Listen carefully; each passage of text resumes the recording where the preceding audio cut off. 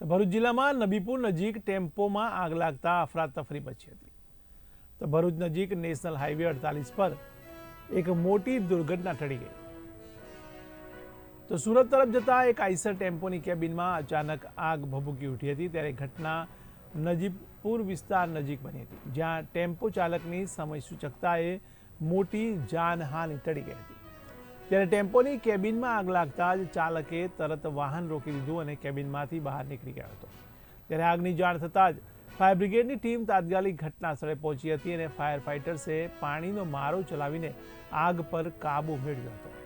ત્યારે સ્થાનિક પોલીસે તાત્કાલિક ઘટના સ્થળે પહોંચીને ટ્રાફિક વ્યવસ્થા સંભાળી હતી અને વાહનોની અવરજવરને સુચારુ બનાવી હતી।